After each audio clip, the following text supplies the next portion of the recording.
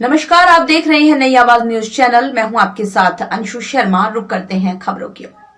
उत्तरकाशी के पुरोला में हुई घटना के बाद वहां रहने वाले जाति समुदाय के लोगों को टारगेट करने को लेकर कांग्रेस के नेताओं ने कड़ी प्रतिक्रिया व्यक्त की है। हल्द्वानी पहुंचे कांग्रेस के दिग्गजों ने इन सब का जिम्मेदार बीजेपी को ठहराते हुए बीजेपी पर तीखा हमला किया है। पूर्व मुख्यमंत्री हरीश रावत ने धामी सरकार पर तंज करते हुए नजर आए। उन्होंने कहा, राजनीतिक दलों के रूप में हम सबका कर्तव्य है, हम शांति और शांति सौहार्द को आगे बढ़ाए, सबको संरक्षण दे। कुछ लोग कानून का उल्लंघन कर रहे हैं, उन लोगों के खिलाफ कार्रवाई होनी चाहिए। मैं उम्मीद करता हूं मुख्यमंत्री अच्छे नजरिए से काम करेंगे। वहीं कांग्रेस प्रदेश अध्यक्ष करण मेहरा ने भी सरकार पर जमकर हमला बोला। उन्होंने कहा, देश कानून संविधान से चलता है। जिस तरह से माहौल हो रहा है उससे प्रतीत होता है 2024 के चुनाव को प्रभावित करने की रणनीति है। वहीं चुनाव पर बोलते हुए कांग्रेस चुनाव को लेकर पूरी तरह से तैयार है। कहा, हम लगातार जनता के बीच जा रहे हैं, सभी मुद्दों को लेकर आगामी चुनाव को लेकर जाएंगे, लेकिन भाजपा हिंदू और मुसलमान करती नजर आ रही है। तो वहीं नेता प्रतिपक्ष ने पुरोला की घटना को लोकतंत्र पर संकट बताते हुए कहा, किसी एक की गलती की सजा उसकी जाति के सभी लोगों को देना सरासर न्याय है और गलत है। बीजेपी सरकार को चाहिए पुरोला में एक जाति समुदाय पर जो दल डराने धमकाने का कार्य कर रहा है उन पर कड़ी कार्रवाई करनी चाहिए। तस्लीम अहमद, हल्द्वानी। चुनाव, लोकसभा चुनाव हो चाहे कोई चुनाव हो, भारतीय जनता पार्टी इस तरह का समाज को बांटने की कोशिश करती है। हम किसी के पक्ष में नहीं हैं। अगर कोई गलत है और उनकी कार्यप्रणाली ठीक नहीं है, किसी समाज के हों, किसी धर्म के हों, हम ऐसे लोगों का समर्थन बिल्कुल नहीं करेंगे। लेकिन यह प्रदेश, उसकी सज़ा, एक व्यक्ति की सज़ा पूरी कौम को नहीं दी जा सकती है। यह प्रदेश, यह देश सर्वधर्म समभाव का प्रतीक है, कौमी एकता का प्रतीक है। देश के निर्माण में, देश की आज़ादी में सबका रोल रहा है और हम एक व्यक्ति को की वजह से पूरे कौम को, पूरे समाज को दोषी नहीं ठहरा सकते हैं। मेरा स्पष्ट कहना है, हम न्याय के साथ हैं, अन्याय के खिलाफ हैं।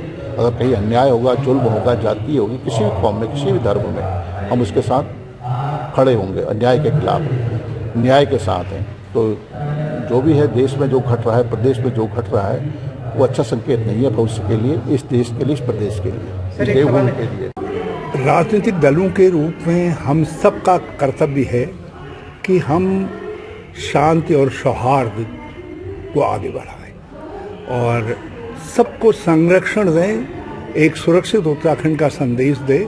ये सरकार का दायित्व है और सरकार का ये भी दायित्व है कि यदि कुछ लोग कानून का उल्लंघन कर रहे हैं, कुछ लोग सामाजिक व्यवस्थाओं को, परंपराओं को तोड़ रहे हैं, तो उन लोगों के खिलाफ कार्रवाई की जा सके, लेकिन निर्दोष पीड़ित न हो और दोषी बचे नहीं। यही एक अच्छी सरकार का कर्तव्य है और मैं उम्मीद करता हूं कि मुख्यमंत्री एक अच्छी सरकार, एक अच्छे मुख्यमंत्री के तौर पर काम करेंगे। ये क्या है कि मुख्यमंत्री जो है, जैसे चुनाव के समय में कोई नारा लगाता है, आजकल जिहाद जिहाद जिहाद जिहाद। अरे लड़ाई करनी है, संघर्ष करना है, गरीबी के खिलाफ करो, पिछड़ेपन के खिलाफ करो, गाँवों से जो पलायन हो रहा है उसके खिलाफ करो, बेरोजगारी के खिलाफ करो, अशिक्षा कुपोषण के खिलाफ करो, महिलाओं पर अत्याचार बढ़ रहे उनके खिलाफ करो, विकास ठप पड़ा हुआ है, सड़कें बेहाल हो गई हैं, उन चीज़ों को सुधारने के लिए करो। भ्रष्टाचार, शिष्टाचार बनना है राज्य के अंदर, उसके खिलाफ लड़ाई लड़ो। लेकिन ये सब चीज़ें शासन को दिखाई नहीं दे रही हैं।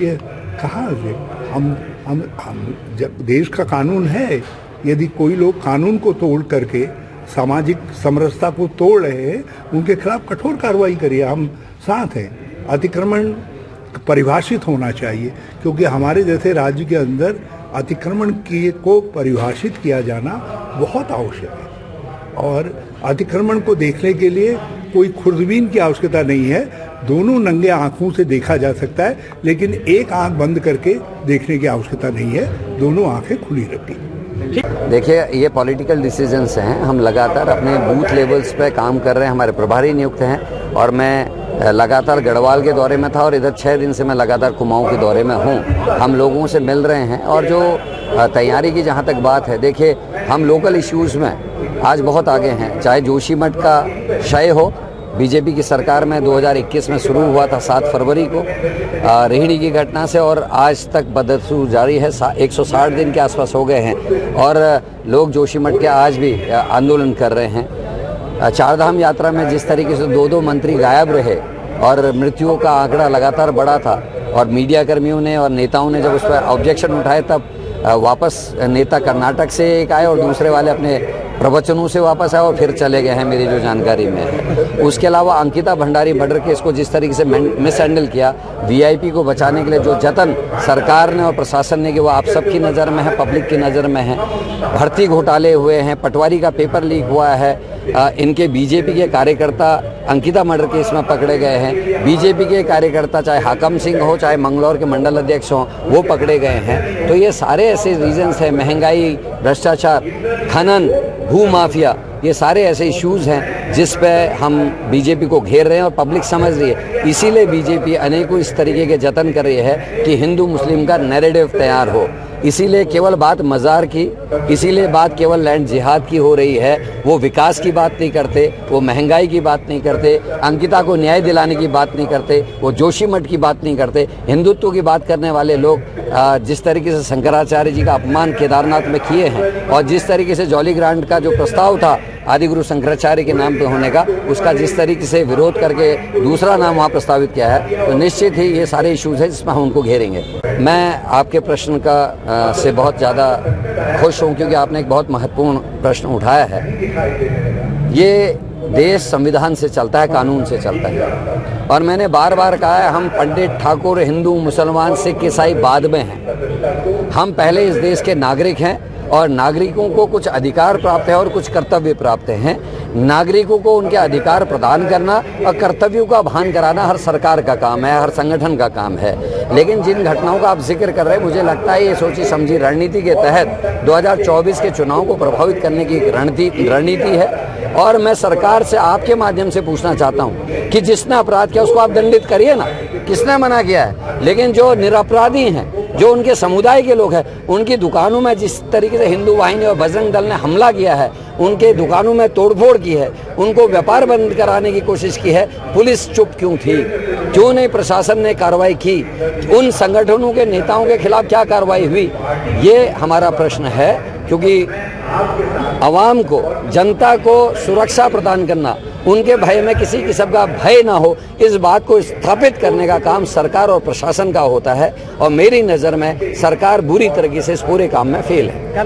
हमारी जिम्मेदारी है कि देश के हर नागरिक की हम सुरक्षा करें, और कांग्रेस इसमें अपने कर्तव्यों का निर्वहन करेगी, चाहे वो किसी जाति का हो, किसी धर्म का हो। अगर किसी के संग भी अन्याय होगा, कांग्रेस के साथ ही उसकी रक्षा करने का काम करेंगे।